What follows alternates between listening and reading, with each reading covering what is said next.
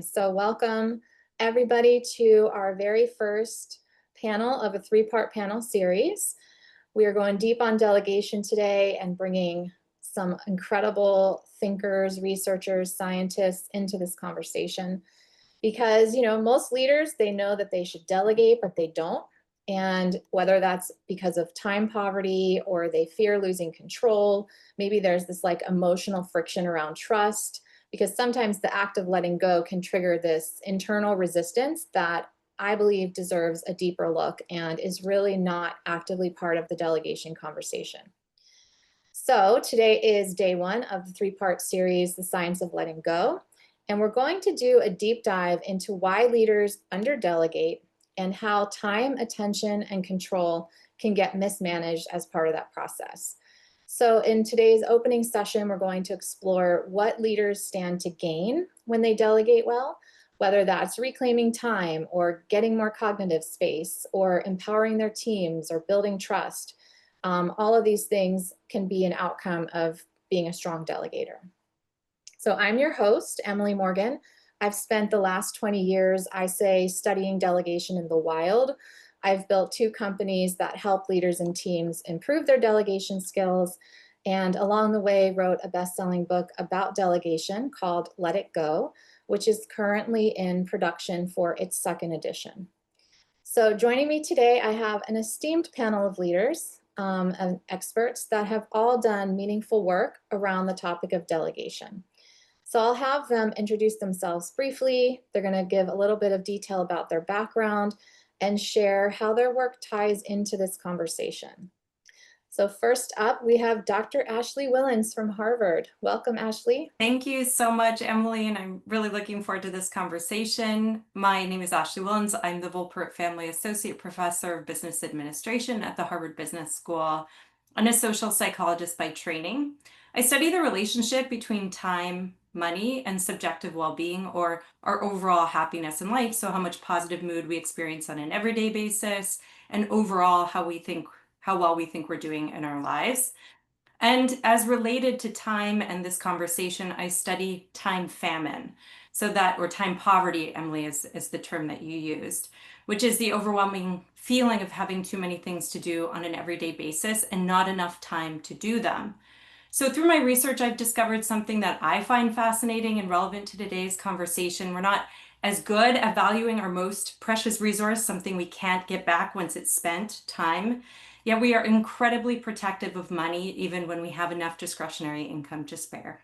So my research suggests that the happiest, most productive leaders have cracked the code on strategic decision making, not just at work, but in life, by identifying tasks that are urgent but not important, and making time-money trade-offs by outsourcing these unimportant, urgent tasks to others, saying no to them, or negotiating for more time on these tasks.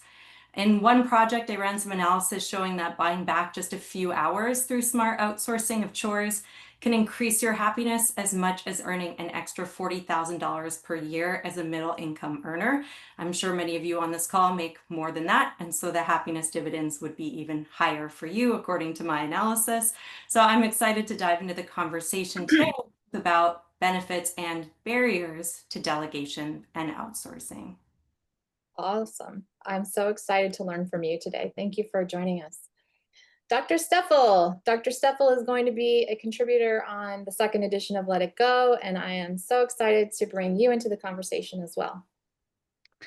Hi, everyone. I'm Mary Steffel. I'm an associate professor of marketing at Northeastern University here in Boston. My research focuses on the science of decision making, specifically when and why people choose to delegate decisions to other people.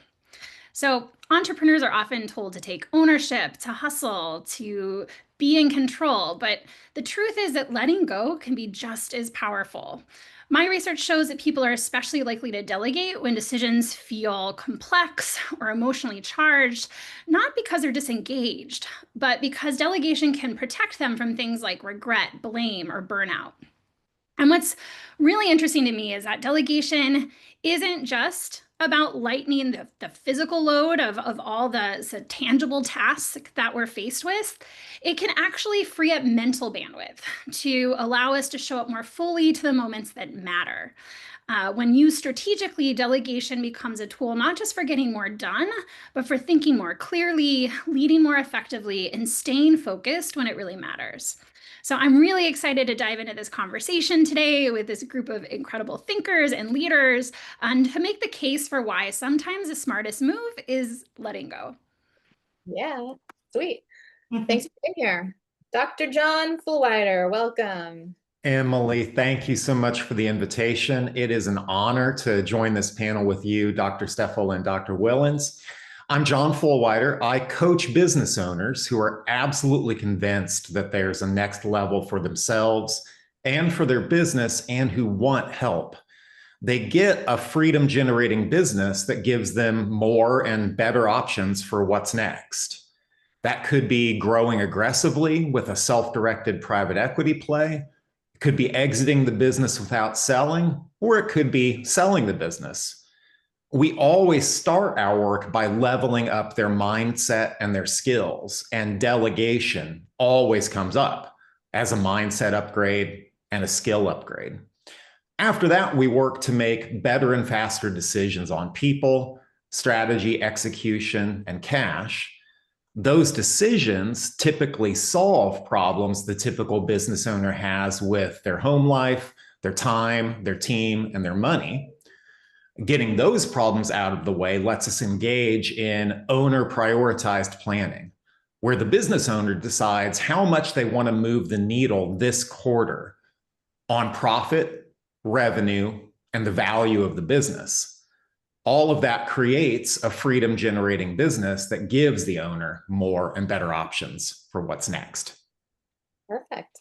And you also have your doctorate. So can you share just briefly about your research background? Yeah. My PhD is in political science, and I studied public policy, specifically why different states adopted infertility insurance mandates, which is a area that's near and dear to my heart, and why some states did not. Interesting. And John is one of the people that talked me out of going to get my doctorate and suggested a better format like this, because being an entrepreneur going through that process can be really challenging. So I always give John a lot of credit for that guidance. Thank you. All right, and of course, joining us as well today is Eileen Coombs. She is our Chief Learning Officer at Verve, our training and development company for all things delegation. She's here today to monitor and help with questions in the chat. So we have timed out everything we want to share today on the panel, so we are very tight on our time. But if you have questions that you would like to ask the panel, you can drop them into the Q&A part of Zoom, and Eileen will do her best to keep track of those. If we have any time at the end, we will answer them. If not, we'll try to answer them on email after. So Eileen's going to hop off video, and we'll go ahead and get started with the panel. So studies show that delegation is a crucial leadership behavior and skill, but 3 out of 4 leaders say that they're not good at it. So I believe we have so much work to do here, and that is why I'm wanting to bring more science and research into the delegation conversation. So today we're going to look at, what does the research tell us about this internal resistance that makes it so hard? I want to hear what research-based strategies we can deploy to help us improve our delegation muscle. And of course, look at what we stand to gain when we do it well. So I would like to start with a quick poll. If you can answer this poll, do you feel that you delegate enough? Yes or no?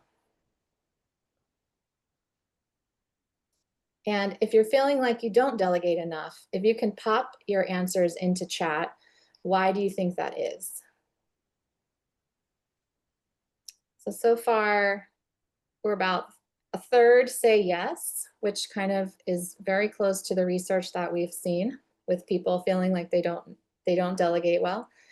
So I can't see the chat on my screen. You can, here we go. So we've got 33% saying yes and 67% saying no. So that tracks with what we saw. But Eileen, do we have anything in chat? I can't see. No chat at the moment.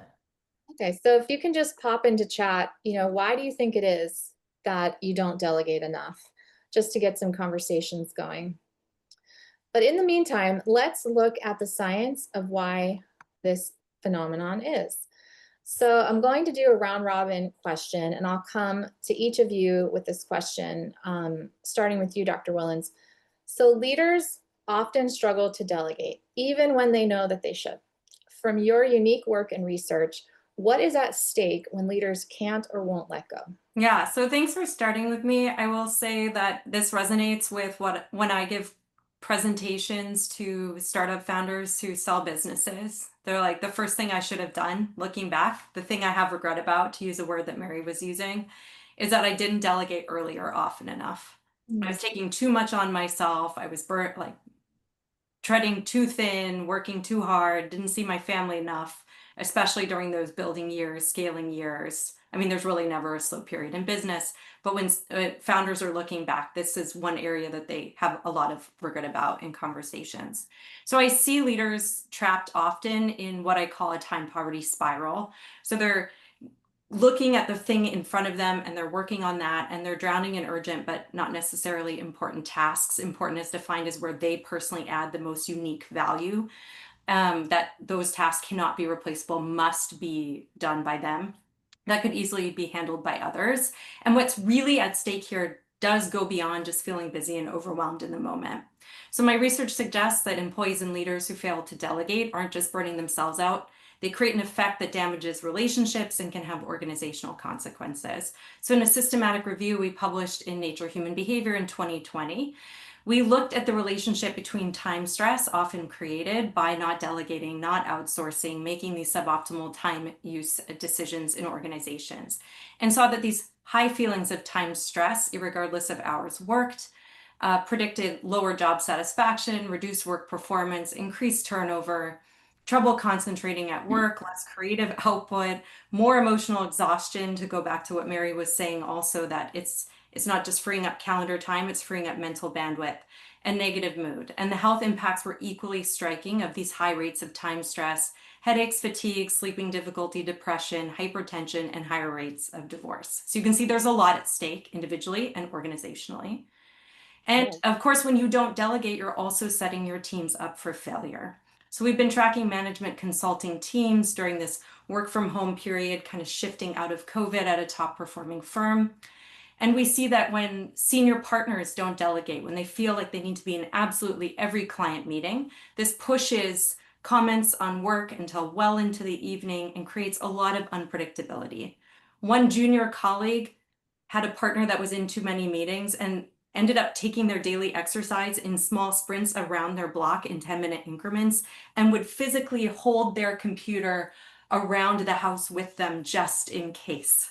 And that is a sign of burnout, overwork, and unproductive churn, where employees never know when you're going to produce feedback to them, creating stress and pressure on the entire system. You also deprive your team of growth opportunities from stretched tasks. So it's my belief, based on my research, that leaders who learn to strategically delegate, especially these urgent to someone but not important to them tasks, don't just get their time back, they increase team engagement and their own personal effectiveness.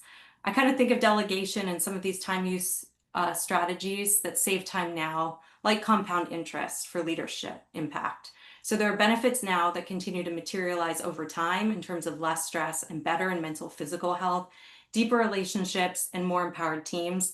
Or if you continue to take on everything yourself, become overwhelmed, and are not able to correctly or kind of strategically manage your team, it's the inverse of that: poor health, poor relationships, and poor performance. Yeah, you made the case right there. Perfect. Love that. Thank you so much. Dr. Steffel, how about you? What's your research tell us? So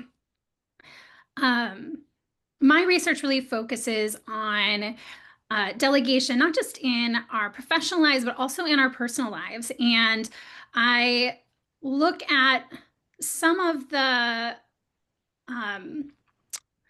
insights that might help us better understand the price that we pay when we fail to delegate. So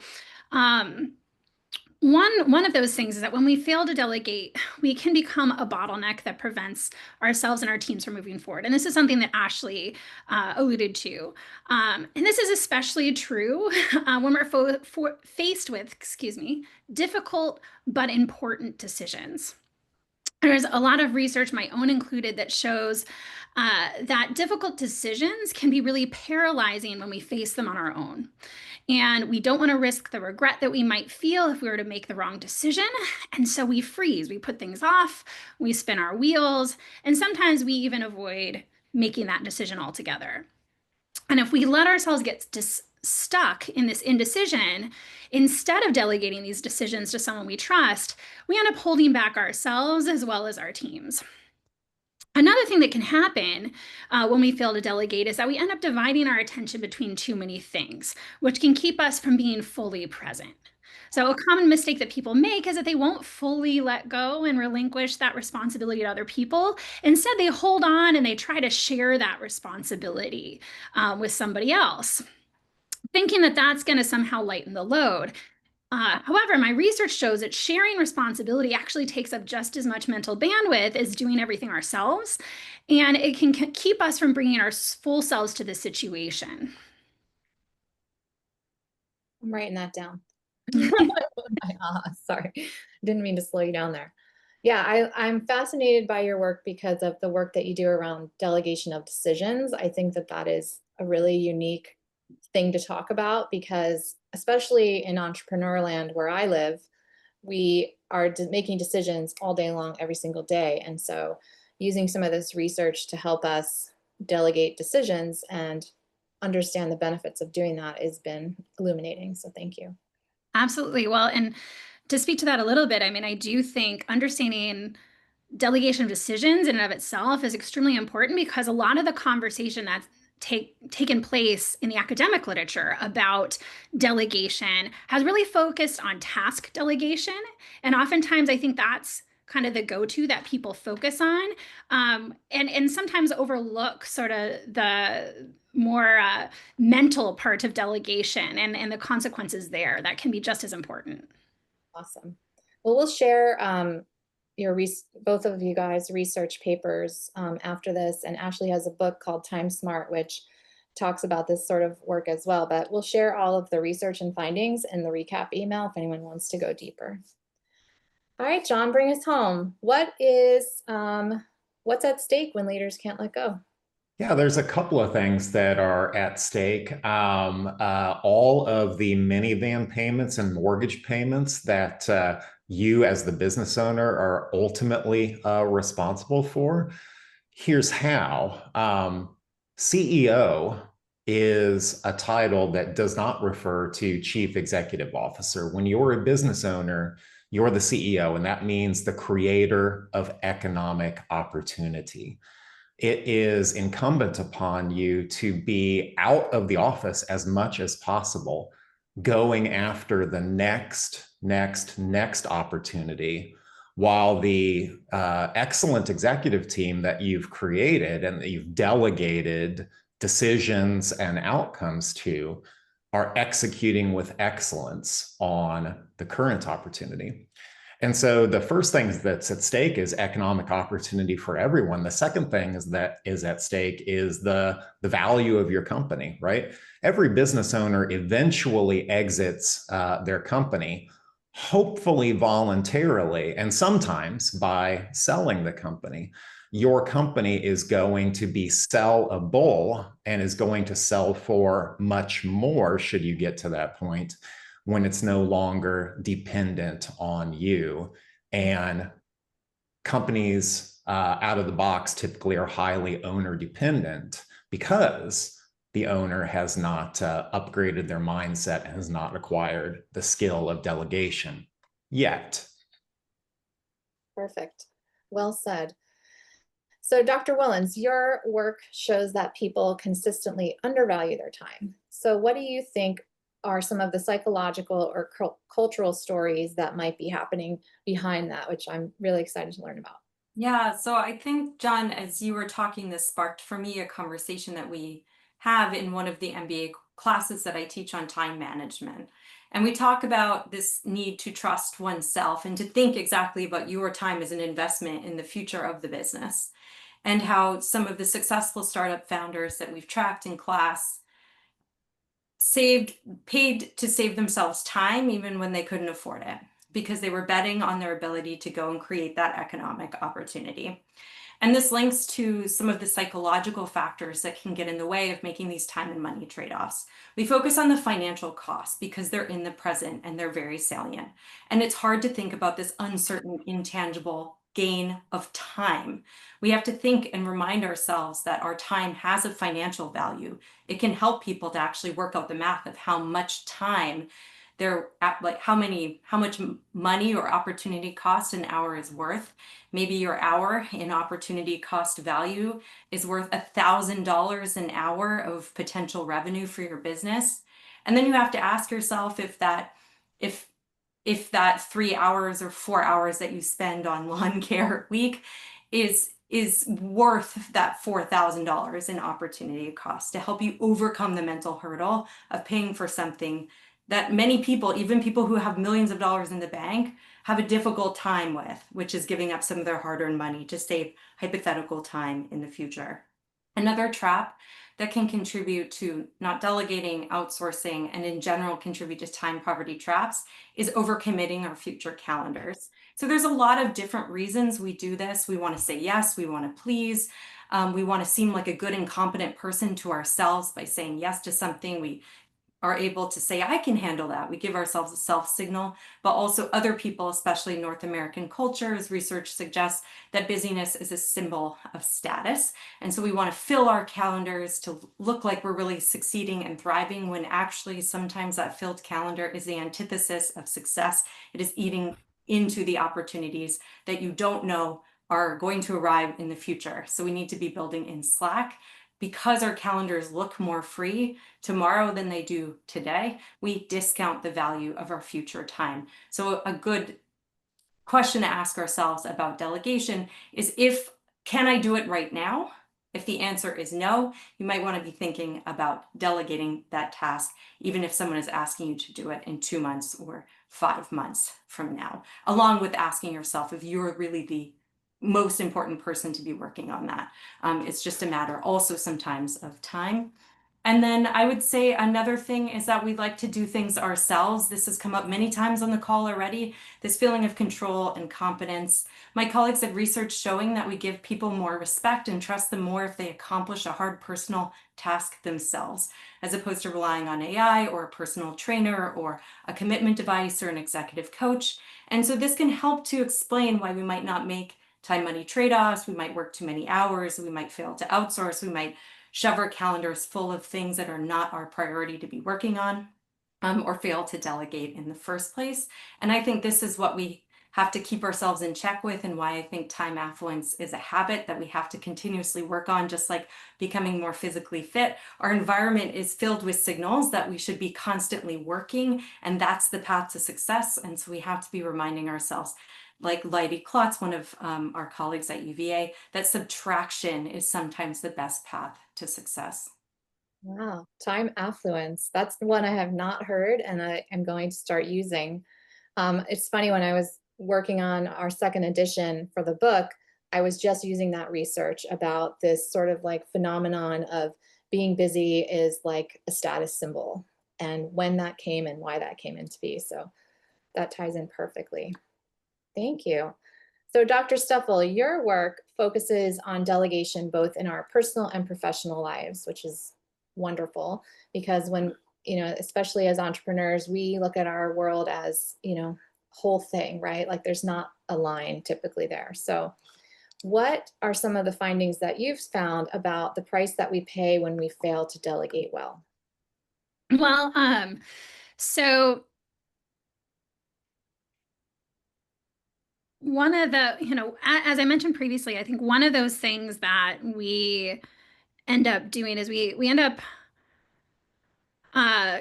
taking on sort of an emotional cost. One of the themes that has emerged from our research is that, we often think about choice as a privilege, is a basic right that people care a lot about. People's autonomy has been described as just a basic human need. And one of the things that I find is that choice can also be a burden that people would like freedom from. Being in charge of making decisions takes up mental bandwidth. Being in charge of making decisions can be cognitively taxing. It can be emotionally challenging. And it can also set us up for consequences, social consequences as well. We end up being the person that gets blamed if people are unhappy with the decision that we ultimately make. And so what I find is that, we don't have to carry those burdens alone.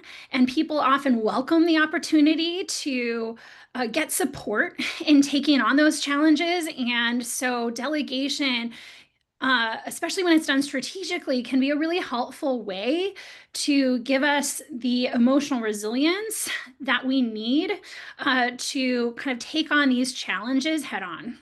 Mm-hmm. Love that. So then, Dr. Whillans, what are some of the benefits that leaders think delegation will give to their teams versus what it actually does, to Dr. Steffel's point about these people want to be delegated to in most cases? So what does your research say?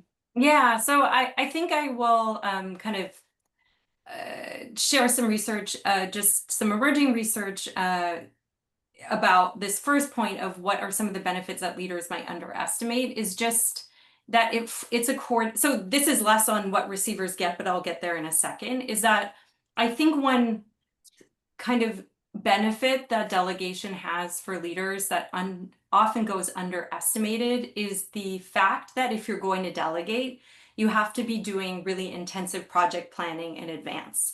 So there's all of these positive benefits around intentionality and project management and asking if the right people are in the project from the beginning. That can both be a bottleneck of why, when I'm talking to partners in a law firm, the most successful partners say I can easily delegate, and the ones who are junior and struggling more are those that can't delegate. It's because they weren't asking themselves that question at the beginning of taking on a new client. They weren't thinking about, oh, there's going to be a busy period that I need to delegate something to someone, and so their teams were not set up from success from day one. So I think if you intentionally, to use that word that Mary was using, intentionally delegate and set your systems up so that you know you're going to be wanting to delegate in the future, that creates intentionality, really thoughtful planning about who's in what meetings and for what purpose at the very beginning of a project, before it gets busy, before the client gets demanding, before you have a deliverable. And that can really set your project up for success and create rigor and structure and intentionality around the way you're spending your days, your weeks, your months, and your quarters. That can be unanticipated until the benefits are enjoyed. And so people who delegate and kind of set themselves up for that continue to do it because it has all of these benefits, but it can go under recognized if you haven't kind of set your projects or teams up in that way in the past, because you're used to doing all of the work yourself. Now, in terms of what the team gets out of delegation, I'm going to talk at a high level about a research paper by Modupe Akinola and colleagues that I love, showing that leaders, especially female leaders, think that delegation of tasks will be unpleasant for subordinates, which creates reticence to delegate. But instead, exactly as what we've already been talking about, delegation gives these subordinates access to invaluable learning opportunities. So it's important for us as leaders that we don't just think about the friction costs for ourselves, that it's going to take time to figure out about the lawnmower. It's going to take time to hire a childcare provider that I trust for the weekends where I need to work a little bit. It's going to take time for me to train and develop my teams, which I saw in the comment window. That we want to focus a little bit less on the friction and more on the benefits of delegation, both for our own time affluence and for the learning and development of our team members. And this logic also extends to time-saving purchases. We worry about the burden we create by hiring someone else to mow our lawn or do our unpleasant tasks, which can reduce our willingness to make time-saving purchases in our personal lives. But when we remind ourselves that paying people to complete these tasks can provide an opportunity to work, or that it provides us with the opportunity to be pro-social and give back to our romantic partners, or show up more fully for our colleagues or the people we care about, my research suggests we're more inclined to make these purchases. So upfront, trying to focus on the benefits for your team development, for your personal life, for your professional life, can be one way of helping ourselves to overcome the mental hurdle of delegation. Yeah, we teach in my book about using affirmations to kind of keep front of mind. And like before we started our webinar today, we did a quick positive focus, just staying really positive and not letting yourself fall into that mindset trap of, I stink at delegation. Delegation never works for me, and sort of invert that conversation. Awesome. So John, Dr. Fulwider, so you are bringing a different perspective to the conversation, but you also have a research background and you have coached so many business leaders. So I wanted to talk and have you speak a little bit about how we can move forward towards delegation mastery while we're building muscle through practice and not just gaining awareness, but actually doing it. So from a coaching lens, how do you take these powerful insights and help a leader make a shift? Dr. Whillans shared that people undervalue their time, and that is completely true in my experience. This happened just yesterday. I was coaching a business owner, and she told me about the rush she gets when she bills her time at $200 per hour. I then challenged her to list $1,000 per hour work, just like Dr. Whillans challenges her MBA students. And this business owner immediately knew the answer. And the answer was $1,000 an hour work is entirely outward facing activities, like building big referral relationships and public speaking and being a visible leader in her industry. She knew intuitively what I teach all of my clients, and that is that the CEO's job is to be out of the office as much as possible, going after the next opportunity, while their team's job is to be in the office executing with excellence on the current opportunity. Now, Dr. Steffel said that decision fatigue is a thing, and that's especially true for business owners. It is exhausting for all of the decisions to run through them. They need a team of leaders who act their wage and actually make decisions so that the issue doesn't have to rise to the owner level. To make this happen, I show my coaching clients how to assemble what I call a true executive team of functional leaders who make all the decisions in the function they own, as if they were the CEO of that function. So the head of marketing makes the marketing decisions. The head of sales makes the sales decisions. The head of operations makes the operations decisions, and so forth. Yeah, I always say to everyone, I live in the future. Like that's where I'm working. I'm always working on what's next. And so you really need a team behind you that's working on what's now, while you're out setting the course. So what kind of mindset reframe would you offer when they know they should delegate, but they still can't seem to let go? Well, first, I help them determine which mindset they need to reframe. So I've got a list of 84 reasons that people don't delegate. And so early on in a coaching engagement with a client, when we're leveling up their mindset and leveling up their skills as owners, I'm going to help them identify which of the holdbacks are holding them back from delegating. We then move on to reframing delegation not as something that is, kind of something that's rolling downhill, that's, as discussed earlier, a burden on the person receiving the delegation, but we reframe it as creating opportunity for everyone because the CEO is the creator of economic opportunity. Nice. And so similar question, Dr. Steffel and Dr. Whillans, what is a powerful reframe or insight that you've discovered in your own research that might help a leader shift from holding on to letting go? I guess I can take that first. So a powerful reframe is what we've already been talking about in terms of time accounting.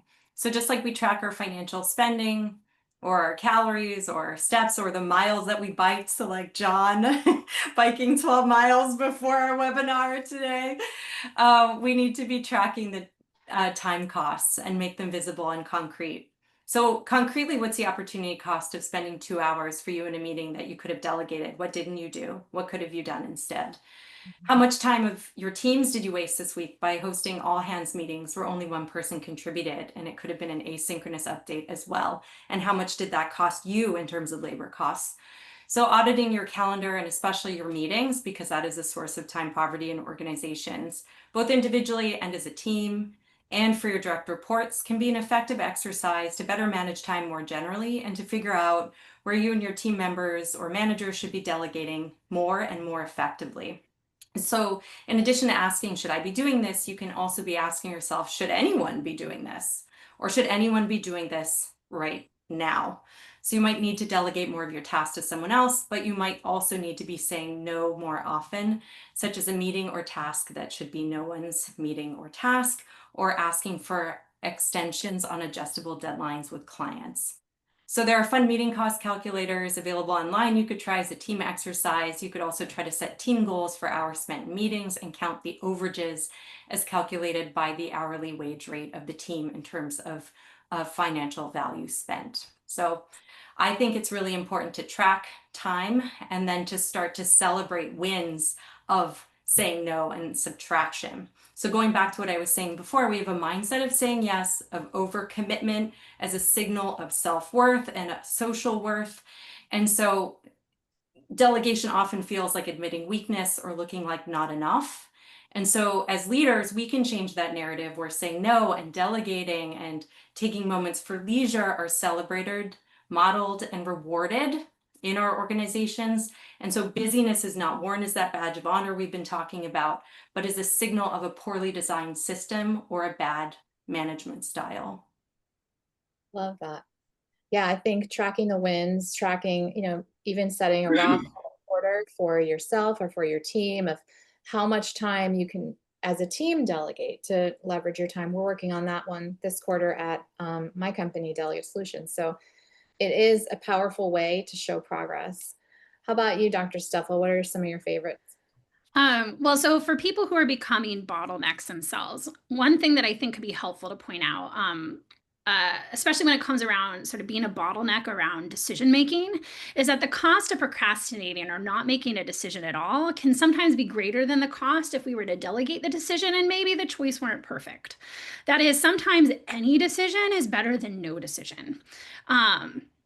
And I think for those who are having a hard time letting go, I think another thing that could be really helpful is to highlight when people aren't willing to fully let go, is that there's a potentially important distinction between sharing responsibility and dividing responsibility. And I alluded to this a little bit before. Although both might seem like solutions for managing the load, sharing responsibilities to someone else means both of you are now thinking about what needs to be done. It doesn't actually make your attention any less divided. Only dividing responsibility by fully delegating to other people can help you reclaim some of that mental bandwidth and allow yourself to be more fully present. I think it's also valuable here that when you're thinking about dividing responsibility, you really want to be thinking about dividing responsibility for that task from conception to planning to execution. So Eve Rodsky, the author of Fair Play, created this wonderful system for kind of delegating tasks between partners, like spouses. And she makes an important point that when you delegate a task to one person or the other, they need to own it from conception to planning to execution. It can't be something where one person owns all of the mental load and the other people just execute. And so I think that's important to think about here too. So if you're actually fully delegating something to someone, you need to be willing to let go of that conceiving and planning of it as well. Let them own that task entirely. Yeah. Love that. One of the things that we teach in my work is that specifically entrepreneurs, we live in ideation, right? And our teams live in execution. And so the more we're sharing ideas with them, the more they're feeling like they have to execute on them. And so one of the things that I would bring to this conversation is being aware of that dynamic as a leader, that letting your teams know, listen, I'm just ideating. You don't need to do any of this. I just need to be able to get it off my chest and get it captured somewhere. so that, that can really burn out a team very quickly to not bring that awareness. I just want to do a quick plug. If you have any questions you would like us to try and answer, now is the time to throw it into the Q&A. I see a lot of questions in here already, but if you haven't done that, please go ahead and pop that in there. So now I want to shift. We're right on time, which is great. So I want to shift to what we can gain when we let go. So Dr. Steffel, I'm going to come back to you because part of your work focuses on the emotional and psychological reasons people delegate. And so what are some of the key findings that you've seen on how people can benefit from delegation of decisions to other people? So we talked about the costs associated with not letting go. The benefits are really the opposite here, right? So one of the key insights from my research is that being responsible for decisions, especially high stakes or emotionally charged ones, can often feel like a burden. And people worry about making the wrong choice, second guessing themselves, or fear getting blamed if things don't go well. And so delegating can serve as a powerful emotional coping strategy because it offers relief from that burden, allows it to share that burden with people that we trust and we know will help us to effectively carry that load. So for example, when we're paralyzed with indecision, passing that decision to someone else can help ensure that action gets taken and shield us from regret if the outcome isn't perfect. It also allows us to distance ourselves from, uncertainty or potential blame that might go along with those decisions as well. Now, beyond emotional relief, delegation also has cognitive benefits. So by offloading certain decisions, we reduce that mental load that we're carrying. We free up attention. We allow ourselves to focus more fully on our priorities. In that way, delegation can actually help us to stay more present, more engaged, and better able to contribute where we're needed the most. Yes, love that. So Eileen, are there any questions in the chat that we want to try and get to before we kind of move into closing thoughts?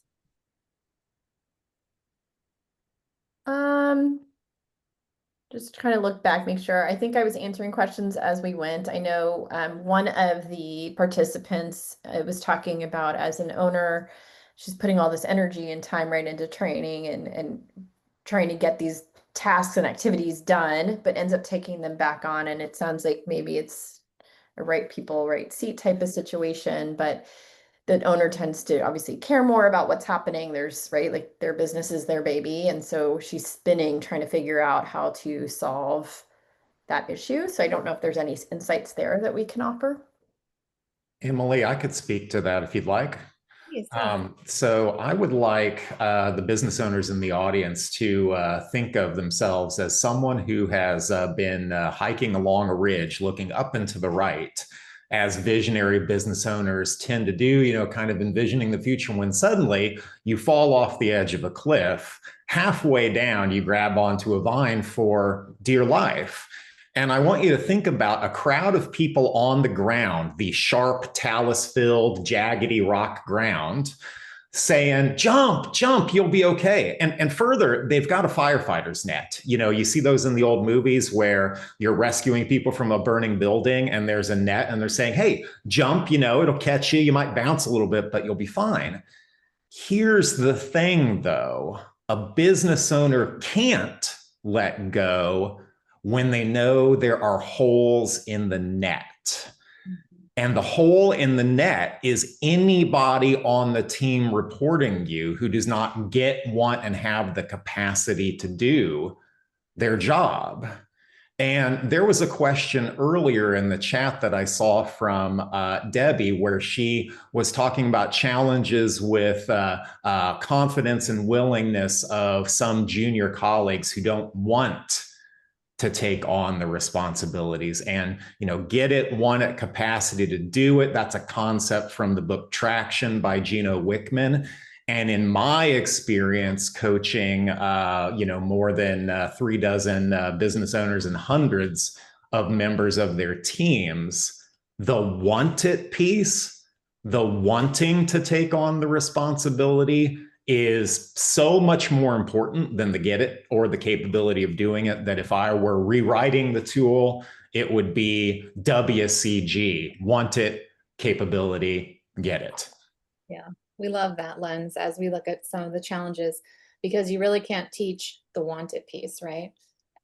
Any other responses, Dr. Whillans or Steffel on that question? I guess, I mean, just to echo what John is saying, I teach a motivation and incentives course at HBS, and we talk a lot about how to create a culture where people do want it. Like, how do you get from capability and opportunity to succeed to motivation to succeed? And so maybe that's having skin in the game of the success of a business through shared ownership plan. Maybe that's having a really clear promotion trajectory or a direct report that they get to have to help them, out delegate a little bit to that direct report and also serve as a mentor and have that kind of social positive pressure to perform.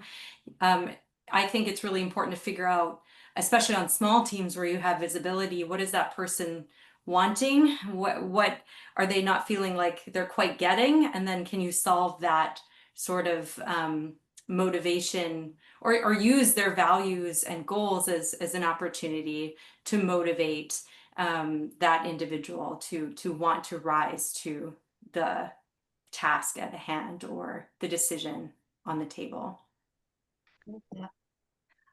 Another thing I would add to this is to be thoughtful and strategic about what you delegate and how you delegate to people. Delegating can seem unfair to people if they feel like you're saddling them with things that are ultimately your responsibility, like you're shirking responsibilities and putting it off onto them. And so kind of thinking about what kinds of tasks or reasons for delegating people might be more open to, I think is an important question to ask, because we find that, delegation can be socially costly. People may be less willing to help you out again in the future, be less willing to hire you or promote you if they see you as delegating unfairly to them. And so I think it really is important to be strategic about when and how you delegate. Some of the things that we find is that, delegation feels more fair if it feels appropriate. So this is something within that person's job description. This isn't something outside of their scope of responsibility. This is something that's going to affect them personally. So this is meaningful to them as opposed to something that's only going to affect others. And also being mindful about the consequences for that person. So if you're passing the buck to avoid getting blamed for a decision that might be unpopular, you can imagine that somebody that you've now saddled with that decision might feel pretty unhappy about it, right? And so thinking about the potential consequences of delegating that decision, whether that opens them up to potential opportunities for promotion or showcasing their breadth or their ability to step up, or whether it's something that might potentially expose that person or allow them to kind of be in a position where they might experience some negative backlash. So thinking about all of those things when you're making these delegating decisions can help you avoid delegating in situations that are going to build resentment rather than, foster empowerment. Well said. So I want to give us a few minutes to do some closing insights on what we stand to gain by letting go. And if you can each just give a 2-minute sort of summation of that from your research. And if there is something that you want to share about your work, I want to make sure we give you the opportunity to do that as well. So John, why don't we start with you? Thanks, Emily. As a business owner coach, I help business owners win more in business and at home and enjoy more freedom in business and at home. So let me share 4 tools and frameworks that'll help you win. So first, you can be undervaluing your time simply by changing your title. If you think of yourself as the creator of economic opportunity, you can't be doing $200 an hour work. What's the $1,000 an hour work only you can do? Next, you can beat decision fatigue with a true executive team that actually makes decisions. I've got a how-to guide for today's audience at drivegrowthnow.com/delegate. It's a free direct download, no email address required, and it'll show you how to create a true executive team in your own business. Third, you can beat any negative mindsets you have about delegation with simply first step, identifying which of the 84 reasons people don't delegate apply to you. And you can download that list at drivegrowthnow.com/delegate. And finally, you can beat many of the negative mindsets about delegation by choosing a positive mindset. And that is that delegation is a gift. When you work more in your unique ability, that handful of 1, 2, maybe 3 things you were put on this earth to excel at, you give yourself the gift of more energy and joy in your work.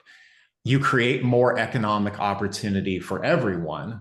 And when you delegate things outside your unique ability, you give other people the gift of working more in their unique ability. They get more energy and joy from their work. You enjoy more freedom. They enjoy more freedom. You scale freedom across your business, like Emily says in the subtitle of her book. And you can get my delegation as a gift tool for free at, you guessed it, drivegrowthnow.com/delegate. I do offer private coaching to business owners who are absolutely convinced that there's a next level for themselves and for their businesses. So if you'd like to learn about that, you can text me or call me at 402-202-2820. You can follow me on LinkedIn, or you can visit drivegrowthnow.com. Thanks so much for bringing us together, Emily. Yeah, I love the collaboration of all these ideas and research and the application. So thank you for being here, John. Ashley, how about you? Yeah, so thank you so much for bringing us together and for the great conversation. I want to end with something that I think we haven't talked about as much, which is that the benefits of delegation to some of what we've been talking about today are that we gain space to explore, to play, and to create. And that can be not just the leader or CEO's job, but everyone's responsibility is to also explore, play, and create in organizations. So I've been doing a lot of work on the need for expansive thinking, white space, maker weeks, free time in the middle of the day.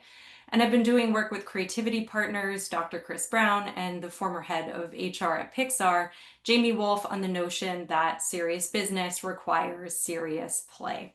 So if we don't have unstructured time to roam around in the world, bump into colleagues, go to conferences, follow a random thread, wonder why something in our sales funnel is not working, and actually get to the bottom of it or empower your teams to do that for you, then you will have a hard time coming up with a breakthrough idea or a cost-cutting action. So I encourage you to take Amos Tversky's advice to waste hours so you don't waste years. And how do you get there? Well, you can get there by structuring your time and by delegating or negotiating for time. So delegation gives us a lot of the benefits that we've talked about today, and I want to argue also gives us the freedom to play, connect, and contribute and empower our teams and our businesses and ultimately society. So you can check out my research on time traps at TED.com. We'll link to it. My TED.com video on 3 rules of life balance. You can check out my book, Time Smart, How to Reclaim Time and Live a Happier Life. And I'm always open to email if you have an interesting case lead, want to share your story about the powerful impact that outsourcing or delegation or time money trade-offs have had for you. I'd love to learn and hear more about the stories that it's basically share stories as a researcher. So I'd be happy to connect vis-a-vis email or over LinkedIn. Thank you. Yeah, and Eileen is sharing some of these resources that y'all are mentioning in the chat. So we got that covered. But I was going to add, one of my favorite business coaches taught me that one of my most important jobs is going outside and staring at trees, which means freeing up your brain so that you can be thinking about bigger, more important work. And one of the things we teach is that before we're delegating, it's important to know what our most impactful contribution is, because that's what we're going to do with the time that's freed up. And that's where delegation can make an impact. So Dr. Steffel, bring us home. What do we have to gain? So I just want to say thank you again, Emily, for letting me be a part of this conversation. It's been awesome. I guess in closing, I'd like to add that beyond the personal benefits that I mentioned earlier, like easing decision fatigue and freeing up mental bandwidth, that delegating can have powerful ripple effects for our teams. And when we hold too tightly to decisions, we can unintentionally become bottlenecks, slowing progress or stalling momentum. But when we embrace it as a purposeful strategy, not as a sign of weakness, but as a tool for progress, we create space for others to step up, for decisions to move forward, and for our teams to stay agile and empowered. Letting go in that sense isn't just about lightening our own load, it's about enabling others to lead, contribute, and grow. If you are curious to learn more about my research on delegation and decision making, I encourage you to check out my TEDx talk, How I Overcame Decision Paralysis, or visit my website, marysteffel.com. And if you'd like to connect with me directly, you can reach me via email at m.steffel@northeastern.edu, or again, find me on LinkedIn. I'd love to hear from you and continue this conversation beyond this hour. Yeah, awesome. And looks like Eileen is sharing all that as well. So perfect. Thank you, Eileen, for being our tech support today. And thank you, everybody, for coming. I would love if you have a big takeaway or aha, we would love to kind of feedback if there's something that you really learned today as a result of this conversation, or maybe you've decided to set an intention around delegation. That's really positive. For you, your team, your business. We'd love to hear those in the chat as well. And I'd like to thank each of our panelists for being here today. Like, this was a dream of mine to bring everybody together in this format to be able to have meaningful conversations that are research-based. Again, my work is all in the wild. It's theoretical and it's research informed, but now I feel, even more confident in the way that I'm thinking about it based on how your research has proven these points. So if you enjoyed today's conversation, you want to go deeper, I would invite you to check out our upcoming Let It Go Delegation Coach certification program. We have 2 cohorts launching this fall. That gives you the tools, frameworks, and training you need to help others overcome their delegation challenges. Eileen is going to share that in the link. Additionally, we would love to see you back here. We're going to continue this panel series throughout the fall with 2 more groups of experts and researchers that are working on the science of letting go. Today, we really focused on making the case for it, what we stand to gain. In our upcoming panels, we're going to look at things like delegation and identity. There's an article that I completely fell in love with that I'm trying to get him to be on it. He wrote an article about delegation and grief. And so it's a really complex thing that supersedes, I'm just not good at it, right? So I want to look more at what the science tells us about why it feels so personal, how we can build a resilient culture of delegation around us. So please stay tuned for upcoming panels throughout the end of the year. Thank you, everyone, for joining us. And thank you so much to our panelists and Eileen for being with us today. That wraps it up. Have a great day, everyone. Thank you, Emily. Thank you. You.